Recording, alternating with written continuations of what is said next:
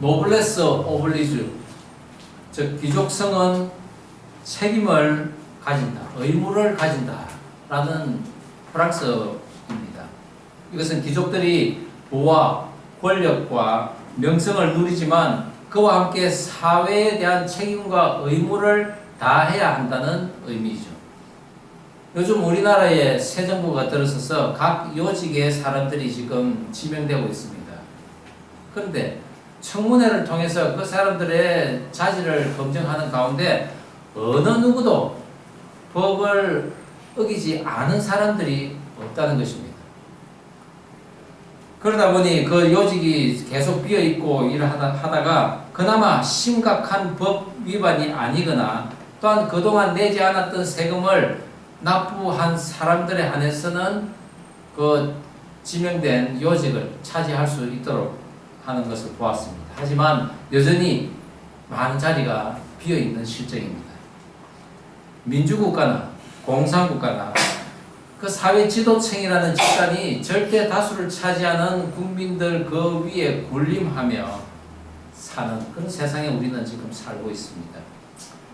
한국의 KB금융 그 경영연구소의 2017년 한국 부자 보고서에 따르면은 우리나라의 부의 상위 계층이 약 0.3%로서 약 24만 명 정도 된다고 합니다. 그 중에 가장 낮은 그 사람의 소득이 금융자산이 10억 정도, 그리고 부동산 자산이 28억. 그래서 한 38억에서 한 40억 정도의 사람이 가장 밑에 있는 0.3%의 사람들입니다. 이 가운데는 이미 정부 요직에 있는 사람도 있을 것이요, 또한 청문회를 통과하지 못한 사람도 있을 것입니다. 또 어떤 사람은 국회 제출 자료에서 밝혀진 2,312채의 집을 소유한 사람도 있을 것입니다. 이 중에는 정직한 사람도 있을 것이요, 또한 크리스찬도 있을 것입니다. 그런데 과연 이 0.3%의 사람들이 그들이 가지고 있는 부와 권력과 명성을 누리고 있는 반면에 사회에 대한 책임과 의무는 정말 다 하고 있는지는 의문입니다. 오늘 하나님께서는 이스라엘 백성들에게 그런 부와 명성과 권력을 가진 자들에게 너희들은 사회에 대한 책임과 의무를 다하라고 말씀하십니다. 하나님의 율법과 계명을 지켜 행하는 자에게는 복을 주리라는 하나님의 그 말씀을 모세가 다시 선포하는 이 신명기, 그 중에서 특별히 12장에서 26장까지는 다양한 종류의 그 율법과 생활 규범에 대해서 이야기하고 있습니다. 하나님이 정하신 곳에서 또 정하신 때에서 하나님께 제사를 드리고 함께 즐거워하며 먹는 것을 나누는 사람들, 또한 하나님의 그 백성들이 거하는 곳에는 어떠한 우상의 존재도 치워버리라는 하나님의 명령이 있습니다. 또한 먹고 마시는 것까지에도 정결함을 유지해야 하며 전쟁과 같은 인생을 살아갈 때 그 전쟁은 하나님께서 하시기에 그 전쟁은 반드시 승리할 것이라는 것을 믿고 그 전쟁을 대비하라는 하나님의 또한 말씀이 있습니다. 또한 무자비한 피의 보복으로 너의 지경을 거룩히 하라고 하십니다. 더러운 피를 내 지경에 흘리지 말아서 내 지경을 거룩히 하라는 하나님의 명령이 또한 있습니다. 무엇보다도 여호와의 그 신앙을 우상과 섞는 그런 혼합된 그런 신앙을 하지 말 것이며 가정에서부터 시작하여 내 주변의 모든 것을 말씀으로 정결케 하는 삶, 그것이 바로 정결한 삶이라고 하나님께서는 말씀하셨습니다. 그런 자에게 손으로 하는 것마다 다 복을 주시겠다고 하나님께서는 약속하셨죠. 오늘 하나님께서는 다시 한번 그 사회적 약자를 어떻게 대해야 하는 것을 말씀하시면서 너희가 애굽에 종되었던 것을 기억하라고 두 번이나 말씀하십니다. 인생 최고의 약자는 아내임을 첫째 사례로 어필하며 이 24장을 말씀하고 계시는데, 아내가 마음에 들지 않는다고 이혼 정서 한 장 써주고 버리는 거예요. 남에게 생명과도 같은 그런 전당물을 잡는 자들, 그리고 포도원과 그 밭을 넘치도록 수확하고도 남은 것을 마저 챙기는 자들, 그런 자들이 바로 너희들이 예전에 노예였다는 사실을 기억하라는 것입니다. 오늘 저는 사회에 대한 그 책임과 의무를 강조한 하나님의 말씀을 통해 오늘을 살아가는 성도가 책임져야 할 그런 것들은 어떤 것이 있는지 함께 살펴보고자 합니다. 성도로서의 그 책임과 의무를 진 자, 그 첫 번째는 감사입니다. 감사함으로 베풀 수 있는 삶을 허락하십니다. 본문 오늘 14절 말씀을 한 목소리로 다시 한번 읽어보겠습니다. 공공하고 시작. 공공하고 비난한 꿈꾸는 너희 형제든지 내 땅 성문안에 우한 객이든지 그를 학대하지 말며. 가나안 땅에 들어갈 이스라엘 백성들은 그 가족 수에 따라서 땅을 공평하게 분배를 받게 됩니다. 그런데 세월이 지나가면서 그 부의 균형이 이제 깨어지기 시작합니다. 게으르고 우상에 탐닉한 자, 그리고 방탕한 자들은 그 재산을 일찌감치 탕진해버리고 가난해져버리고 맙니다. 그렇게 생긴 그 가난은 또 대물림되어서 그의 자손들이 또한 가난해지는 것입니다. 그런 것들이 이스라엘 민족 사회에 이제 나타나기 시작하는데 마침내 오늘날 0.3%와 같은 부유층들이 또한 생겨나면서 그 사회를 지배하게 됩니다. 사실 오늘날의 건강한 사회 구조는 건강한 중산층이 두터워야 합니다. 그런데 어떻습니까? 우리 사회는 부유하지는 않지만 남에게 꾸지 않아도 될 이 중산층들이 많아야 하는데 그런 중산층들이 점점 사라지고 있다는 것입니다. 중산층이라고 하는데 그 자녀들의 그 사교육비 되느라고 정신이 없습니다.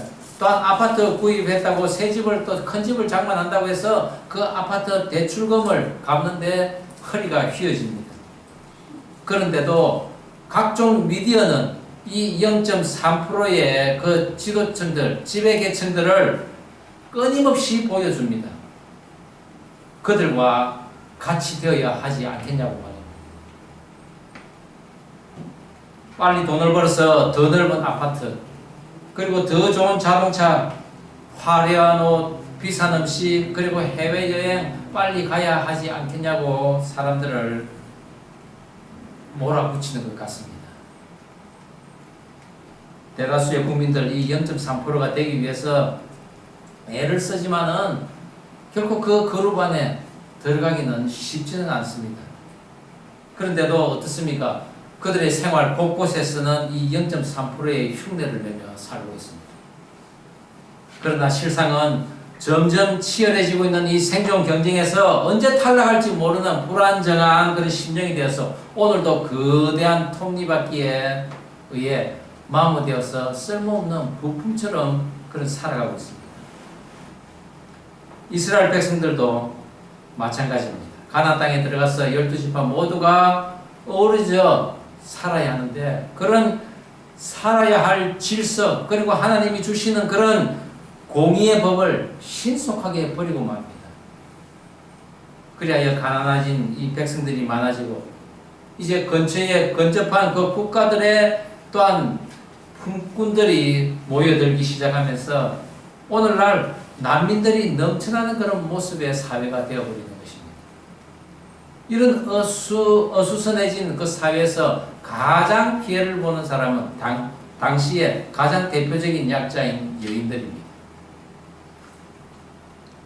만약 아내를 데려온 자가 후에 수치되는 일을 발견하고 기뻐하지 않아서 쫓아내려면은 그냥 쫓아내지 말고 이혼 정서를 써줘서 보내라고 합니다. 수치된다는 이 에르와트라는 히브리어는 부끄러움 그리고 발가벗었다는 이런 의미입니다. 그런데 학자들은 이 수치스러운 것이 그 여인이 가지고 있는 지병이라고 추정을 합니다. 그러나 하나님께서는 그것 때문에 이혼 정서를 써주는 그 남편에게 오히려 포커스를 줍니다. 그는 죽은 남편이라고 시사를 하는 것입니다. 왜냐하면 그 여인은 다시는 그 남편에게 돌아가지 못하도록 했습니다. 그것은 곧 결혼의 신성함을 부각시키고 또한 나중에 후에서 전처를 다시 데려오려는 그런 경솔한 행위를 건절하기 위한 하나님의 지혜였습니다. 그러나 바리새인과 서기관들은 어땠습니까? 그것을 핑계 삼아 여인들 아내를 버리곤 했습니다. 그리고는 예수님에게까지 그랬습니다. 모세는 이혼 정서를 써서 보내라고 하지 않았냐고 말입니다. 그러나 예수님께서는 분명히 말씀하셨습니다.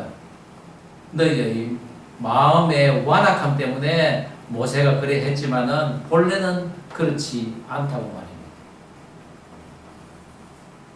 결혼에 대한 감사함이 전혀 없는 바리새인과 서기관들이었습니다. 가와 만사성이라고 국가가 건강하기 위해서는 가정을 이루는 부부의 윤리가 바로 서야 하는데 하나님께서 오늘 그것의 공의의 질서를 사례를 들어서 이야기합니다. 그것이 바로 첫째 막 결혼한 남자는 1년 동안 전쟁에 나가지 않고 그 부인을 아내를 즐겁게 해주라고 합니다. 이것은 결혼 생활의 기쁨과 함께 또한 부부의 신성성을 보호해주는 한편 가족을 또한 또 보존시키는 종족을 보존하고 국가의 또한 국가의 그 힘까지 키울 수 있는 그런 엄중한 책무라는 것입니다. 그래서 전쟁 참여도 금하게 했습니다. 또한 두 번째로는 공공하고 비난한 그 품꾼들을 부리는 자에 대해서 하나님께서는 말씀하십니다. 이것은 그 당시에 기근이 들든지 전쟁이 났던 아주 어려운 때를 암시합니다. 그때는 이스라엘 백성들조차도 품꾼이 되고 맙니다. 그리고 다른 나라에서도 품꾼들이 몰려온 상황에서 그래도 자신은 그들을 부릴 수 있는 땅이 있고 가수원이 있고 포도원이 있는 것입니다. 당연히 감사해야죠. 그런데 품꾼들에게 줄 품삯을 해가 지도록 주지 않는 것입니다. 또한 형제가 양식이 없어서 양식을 구울 때 생명과 같은 전당물을 잡습니다. 오늘 말씀에서는 맷돌이나 그 맷돌의 윗짝을 말합니다. 이 맷돌은 음식을 만드는데 당시에는 귀중한 도구였습니다. 이것이 없으면 음식을 곡식을 갈지를 못합니다. 고고학 발견에 의하면은 이 맷돌의 밑짝은 37kg나 되는 아주 무거운 돌로 만듭니다. 그런데 이 윗짝은 한 3kg 정도도 채 안 되는 가벼운 돌로 손잡이를 두어서 돌리게끔 했습니다. 그래서 그 무거운 그 맷돌을 다 들고 가는 자도 있겠지만은 또 어떤 자는 맷돌의 그 윗짝만 달랑 들고 갑니다. 가벼우니까. 이것만 들고 가면은 그 맷돌은 사용할 수가 없는 훌륭한 전당물이 되는 것입니다. 또한 전당물로 겉옷을 잡는데 사막기후의 이 가나안 땅에서 담요 역할을 하는 겉옷을 잡는다는 것은 추운 겨울을 나지 못하게 하는 악한 짓이었습니다. 또한 먹을 거리가 없을 때 포도원이나 감람나무 그 밭을 수확을 많이 했는데도 불구하고 조금 남겨놓은 것이 생각이 나서 달려가서 그 마저 훑어오는 그런 인정머리 없는 행위, 하나님께서는 하지 말라는 것입니다. 그리고 말씀하십니다. 너희가 애굽의 종 되었던 것을 기억하라고 말씀입니다. 애굽의 종이 어떤 모습이었습니까?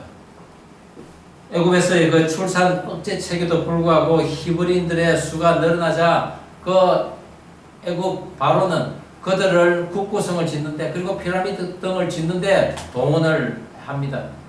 밤새 그 공사 현장에서 먹고 자고 하기 때문에 가족들과 만날 수가 없습니다. 또 각 집안에 있는 그 아내와 또 노약자들, 어린아이까지 동원해서 벽돌을 만들게 합니다. 거기다가 아들이 태어나면은 나일강 하수가에 던져버리는 그런 극악무도한 행위도 겪어야 했던 애굽의 종 노릇이었습니다.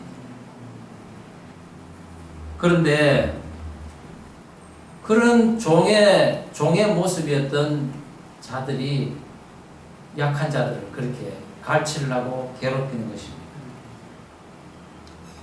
지금의 포도원, 감람나무, 곡식밭 하나님께서 주셨고 광야를 건널 때도 그 짐승들이 죽지 않고 다 돌봐주신 은택으로 말미암아 그들이 부유하게 됐음을 누구보다도 잘 아는 너희들 하나님의 은혜에 감사해야 할 것이 아니냐. 그것이 바로 하나님께서 말씀하신 중점적인 사항입니다. 저와 여러분도 그런 하나님이 주시는 감사함이 넘쳐나기를 바랍니다. 그래서 에베소서 5장 4절에도 누추함과 어리석은 말이나 희롱의 말이 마땅치 아니하니 오히려 감사하는 말을 하라 라고 말씀하고 있습니다. 성도는 오늘 생명이 있게 하신 하나님께 감사할 것이요, 또한 내가 남에게 줄 것이 있어서 감사할 것이요, 또한 무엇보다도 애굽에서의 그 종의 그것을 종노릇을 잊어버리지 않고 그것이 또한 나의 삶의 지렛대로 사용할 수 있도록 생각나게 해주신 그 하나님에게 감사할 수밖에 없는 것입니다. 사랑하여 얻은 첫 아내가 싫어지자 수치의 허물을 씌워서 이혼정서를 써서 내보낸 이 예화는 바로 다름 아닌 우리가 하나님을 몰라라 하는 사건과 같은 것입니다. 우리가 그토록 사랑한다고 고백했던 존귀하고 고귀하신 그 하나님을 이제 실적나서 그는 수치되는 것이 많다라고 모든 공공장소에서 선포하는 행위, 그것은 바로 하나님을 버리는 행위와 같은 것입니다. 그렇다면 우리는 어떤 자입니까?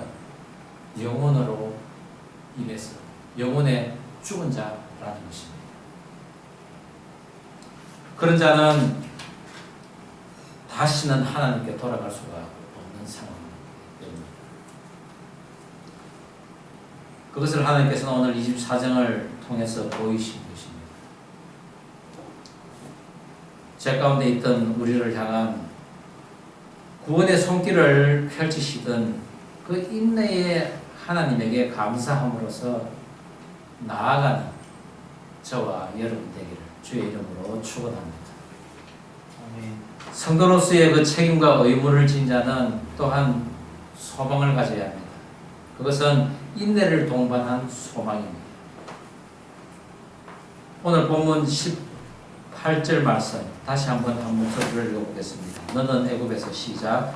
너는 애굽에서 종되었던 일과 내 하나님 여호와께서 너를 거기서 속량하신 것을 기억하라. 이러므로 내가 내게 이 일을 행하라 명령하노라. 예. 당신이 거저 주신 그 기업을 받은 자에게 약자들을 돌볼 규례를 하나님께서는 주셨는데, 그렇다면 그렇게 은혜를 받은 자들은 어떻게 합니까? 도움을 주는 자에게 마땅히 존경의 표시를 할 수 있어야 됩니다. 그것은 우리가 고귀한 인격인 그 하나님의 형상을 따라 지어졌기 때문입니다. 만약 도움의 손길을 준 사람에게 그런 존경과 감사의 그런 마음을 갖지 못하는 사람은 사단의 유혹에 넘어간 자라고 할 수 있습니다. 몸이 아프다고 이혼정서 한 장 써주고 나가라고 하는 남편, 정말 먹을 것이 없어서 양식을 빌렸는데 그 양식을 만들 맷돌을 오히려 가져가 버리는 채권자, 급하게 쓸 돈을 빌리기 위해 옷을 맡기고 돈을 빌렸는데 그거 갚지 않는다고 맷돌을 가져가 버리는 부자들, 오늘 벌어 오늘 먹고 사는, 그리하여 오늘 품삯을 반드시 받아야 하는데도 그 품삯을 오늘 주지 않는 포도원 주인, 또한 수확이 끝난 그 감람나무 가수원에 조금 남아있던 것을 주었는데 그것 내 것이라고 다시 빼앗아가는 그런 자들, 우리가 원망 해야 마땅한데 하나님께서는 원망하지 말라는 것입니다. 왜냐하면은 그들 또한 하나님의 형상을 잃어버린 자이지만은 구원의 대상이요, 또한 하나님께서 건지실 대상이라는 것입니다. 곧 우리가 기도할 대상이요, 돌아올 탕자의 모습이라는 것입니다. 그런 자들에게 긍휼한 대접을 우리가 받지 못했다고 해서, 조롱과 멸시를 받았다고 해서 낭망해서는 안 됩니다. 또한 그들을 원망해서도 안 됩니다. 아니, 오히려 그런 가운데서도 참고 견디면서 오히려 소망을 가질 수 있는 사람이 하나님의 말씀을 잘 이해한 성도임을 믿으시기 바랍니다. 예수님께서 공생의 3년 동안 많은 곳을 다니시며 병자들을 고치시고 심지어 죽은 자를 살리시며 천국 복음을 전하셨습니다. 그런데 예수님께서 천국 복음을 전해도 전혀 받아들이지 않는 자들도 있었습니다. 바리새인과 서기관들, 그리고 제사장들. 예수님께서는 그들에게 독설을 퍼부으셨습니다. 독사의 자식들아, 회칠한 무덤이여. 그런 말을 듣고 어떻게 했습니까? 그들은 예수님을 죽이려고 했습니다. 그런 주님께서 귀신 들린 딸을 고쳐달라고 하는 여인에게도 그렇게 심한 말을 한 사건이 있었습니다. 주님이 어느 날 두로와 시돈 지방으로 가셨는데, 이때 성경은 주님께서 어떤 치유 사역이나 천국 복음을 전하려 가려고 한 상황이 아니라고 암시를 하고 있습니다. 아무도 모르게 신분을 숨기고 가셨다는 것입니다. 그것이 마가복음 7장 24절에 나와 있습니다. 예수께서 일어나사 거기를 떠나 두로 지방으로 가서 한 집에 들어가 아무도 모르게 하시려 하나 숨길 수 없더라. 그런데 그런 상황에서도 예수님이 오셨다는 소식을 어떻게 전해 들은 한 여인이 예수님을 찾아옵니다. 수로보니게 여인이라고 하는데 두로와 시돈 지방입니다. 예로부터 이 지방은 백향목과 진귀한 돌들이 풍부했고, 또한 바벨론과 애굽을 잇는 무역 중개항이었습니다. 자연이 풍부한 부자들이 많이 살던 동네입니다.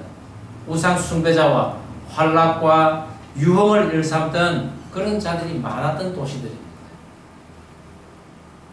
이것이 에스겔 27장에 보면은 그 두로가 풍부한 도시였다는 것을 자세히 설명하고 있습니다.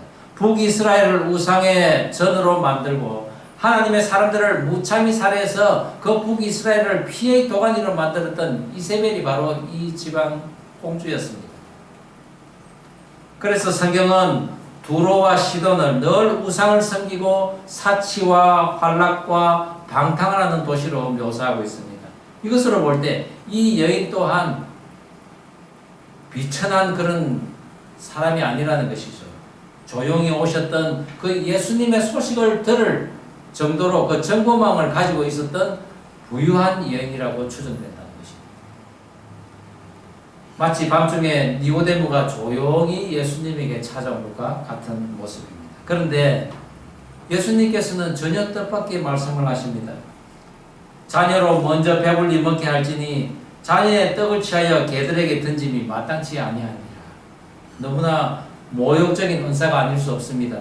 물론 이 말씀은 구원에 대한 말씀으로 유대인이 먼저 구원을 받을 것이요 그 다음에 헬라인이로다 라는 말씀이지만은 여인에게는 너무나 충격적인 말이었는지도 모릅니다. 조롱과 멸시의 말이었습니다. 그러나 이 여인은 헬라인도 마땅히 구원받을 존재이라는 그 구약의 하나님의 말씀을 잘 알고 그 예수님에게 그 말씀을 또 드립니다.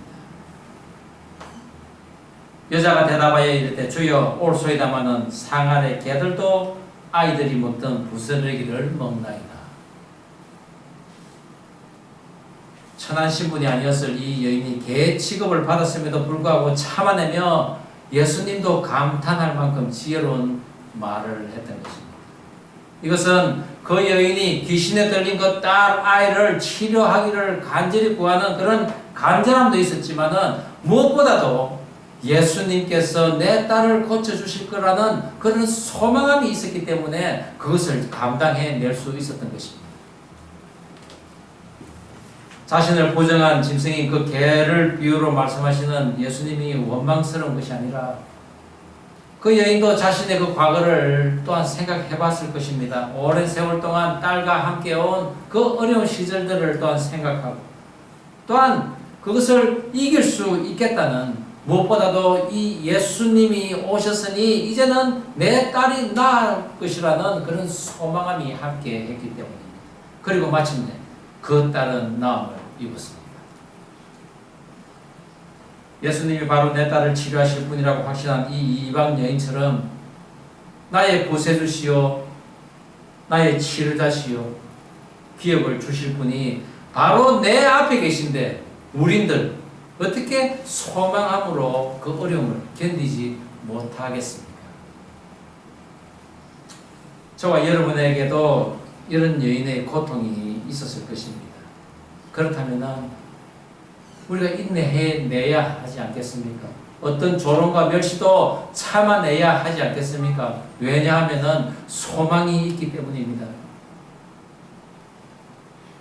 애굽에서 노예처럼 취급당하다가 구원받은 그 스티그마가 우리에게도 있다면 오늘의 직면한 수많은 그런 불편들 또한 부당하다고 느껴질 그런 대우들이 하나님 앞에서 구원받아야 할 그런 징표라고 믿고 그 예수님이 비엄밀히 나에게 오실 그리하여 나를 이렇게 세우실 그 날을 소망함으로 기다리는 저와 여러분 되기를 주의 이름으로 축원합니다. 그리고 그 이후로는 우리도 남에게 그 도움의 손길을 내밀 수 있는 것입니다. 저희가 미국에서 신학을 하기로 결정한 그 이유는 우리나라에 복음을 전해준 그 미국에 대한 감사가 먼저 있었습니다. 그리고 그 감사의 나라에 많은 그 영적 거인들이 있는데 그 영적 거인들을 또한 만나기도 싶었습니다. 엄청난 기도와 기다림 속에 미국에 와서는 멀리 안 가도 사실은 그 믿음의 사람들을 만날 수가 있었습니다. 30년 동안 평신도인데도 그 집집마다 일주일에 2번은 꼭 그 방문을 하며 노방 전도를 하는 가정 방문 전도를 하는 그 미국인 친구를 또한 만났습니다. 또한 교수님 부인이면서도 늘 자신의 그 가정을 개방하고 사람들에게 복음을 전하는 그런 마르다 여사 같은 분도 우리가 만날 수 있었습니다. 임종하기 그 직전까지 그런 섬김의 모습을 우리는 보아왔습니다. 저희가 예배 처소를 구할 때 이방인이며 돈도 없는 우리들을 또한 따뜻하게 맞아주며 예배를 드릴 수 있는 이 교회 교인들도 그래요. 또 남침내에서는 아무 조건 없이 영주권을 받을 때까지 물심양면으로 또 도와주었습니다. 개척교회에 필요한 최소한의 그 비용 3년간 서포트해주는 그런 은혜를 받고 지구촌 방주교회가 여기까지 올 수가 있었던 것입니다. 이것이 하나님께서 미국인들에게 그런 사명을 주시고 또한 기업을 맡기면서 어려운 그 이방인들을 도와주라는 그런 모습을 이 미국인들도 하고 있는 사람들이 많이 있다는 사실입니다. 물론 선하지 못한 그 부동산 업자에 의해서 한 달간의 디파짓 그 금액을 모조리 수리비로 다 빼앗기는 한 푼도 돌려받지 못한 그런 사례도 있었습니다만은 그런 와중에도 하나님께서는 우리 둘째 딸에게 또한 풀장학금이라는 그런 선물도 주시고 또한 그거 여러모로 도움을 받고 있습니다. 그런데 우리가 그런 도움을 지금까지 많이 받아왔는데 평생 그런 도움을 받아먹고 사는 삶이 아니라 이제는 저나 우리의 자녀들이 또한 장성하여서 이제 그들에게 맡기실 기업이 하나님께서 많이 있을 것인데 예전에 받은 그 은혜를 잊어버리지 말고 꼭 기억하여서 약자들을 위해 일하기를 원하시는 하나님의 뜻이 저는 거기에 있다고 믿습니다. 저희만 그런 은혜를 누리고 산 것이 아니라 여러분들도 알게 모르게 받은 하나님의 은혜가 많을 줄 믿습니다. 옛날에 구원의 흔적을 상기하며 할 수만 있다면은 우리에게 맡기실 기업을 받아서 지키고 누리며 또 나누는 삶에 모두 동참되어지는 축복이 임하기를 주의 이름으로 축원합니다. 하나님께서는 백성들에게 명령하십니다. 내가 거룩하니 너희도 거룩하라. 내가 너희를 사랑한 것처럼 너희도 내 이웃을 내 몸과 같이 사랑하라고 하셨습니다. 바알에게 무릎 꿇지 않는 실천이 있다고 말씀하셨는데 오늘날 이 사회에 수많은 법률가, 정치가, 과학자, 의사 그리고 교사들 사회 전반에 그런 사람들이 많이 있는 줄 저는 믿습니다. 그리고 그들은 국가 운영에 힘쓰며 또한 보이지 않는 곳에서 많은 사람들에게 도움의 손길을 주고 있습니다. 모두가 하나님의 율법과 계명을 지키려고 애쓰는 하나님의 일꾼들이라는 것입니다. 인류의 3%의 사람들이 가지고 있는 재산이 나머지 97%가 가지고 있는 재산보다도 더 많다고 합니다. 하나님의 때가 가까이 옴을 보는 은혜의 숫자라고 저는 생각합니다. 이 3%의 사람들만 바뀔 수만 있다면 참으로 천국 같은 지구가 구현될 것입니다. 그런 모습을 상상하면서 저는 하나님께 기도합니다. 하나님, 수로 보내게 여인에게 찾아간 것처럼 오늘 저희들에게도 찾아오셔서 저희들을 일으키시고 치료하셔서 고쳐 주시옵소서, 회복시켜 주시옵소서. 그리하여 우리가 변화되는 날까지 우리를 인도하여 주시옵소서라고 말입니다. 그래서 우리로 하여금 하나님의 말씀에 대한 노블레스 오블리주의 삶이 일어날 수 있도록 축복하여 주시옵소서라고 기도하고 싶습니다. 저는 저와 여러분이 모두 하나님의 말씀에 대한 노블레스 오블리주가 되어서 이 땅에 하나님의 말씀을 전파하는 귀한 인재 되기를 주의 이름으로 축원합니다. 우리 옆 사람에게 이렇게 권면하면 좋겠습니다. 말씀의 귀족이 됩시다. 말씀의 귀족이 됩시다. 예, 말씀의 귀족이 됩시다. 기도하겠습니다. 우리 이 시간 다 함께 기도할 때 그렇습니다. 내가 지금 가진 것은 많이 없지만 그래도 베풀 수 있는 것에 대해서 감사할 수 있도록 주님 인도하여 주시옵소서. 예전에 어려웠던 시절 늘 생각하면서 나를 구원해 주신 그 예수님으로 인해 이 자리까지 올 수 있었다는 것을 감사할 수 있는 우리가 되게 해달라고 기도하면 좋겠습니다. 또한 내가 도움을 받더라도 결코 그 나에게 향한 조롱과 멸시의 마음을 갖는 것이 아니라 나는 오히려 그 사람을 존중하고 존경하는 그런 말씀으로 그런 마음을 갖게 해달라고 기도하면 좋겠습니다. 그리하여 하나님께서 이제 이 순간을 이기게 하셔서 이제 나를 회복시키시고 또한 나에게도 남에게 베풀 수 있는 그런 능력 주실 것을 반드시 믿는다고 그런 소망의 시간을 우리가 갖게 해달라고 기도하면 좋겠습니다. 우리 다 함께 기도하십시다. 하나님 아버지, 오늘 이 시간 나를 돌아오게 하여 주시옵소서. 나의 움켜진 손을 펴서 함께 나눌 수 있는 우리들이 되게 하여 주시옵소서.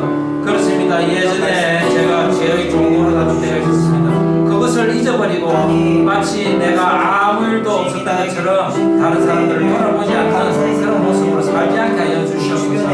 하나님, 제가 하나님의 은혜로 인하여 구원받음을 믿습니다.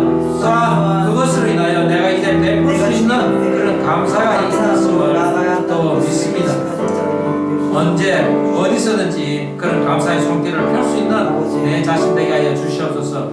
내가 도움을 받을 때도 결코 그 도움에 조롱과 조롱과 멸시로서 느끼는 것이 아니라 오히려 그것을 감사로 느낄 수 있는 내 모습이 되게 하여 주시옵소서. 그리하여 그 인내를 함으로써 이제 하나님 주실 그런 소망함으로 나아갈 수 있도록 인도하여 주시옵소서. 하나님 아버지 주신 말씀 가슴에 담습니다. 베풀 수 있는 것에 대한 감사가 있게 하여 주시옵소서. 나의 움켜진 손을 펴서 함께 나눌 수 있는 은혜가 있게 하여 주시옵소서.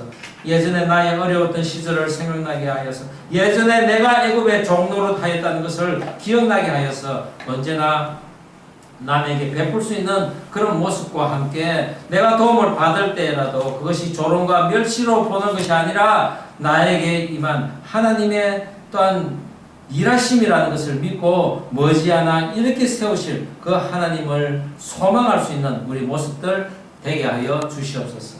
감사드리오며 예수님 이름으로 기도드립니다. 아멘.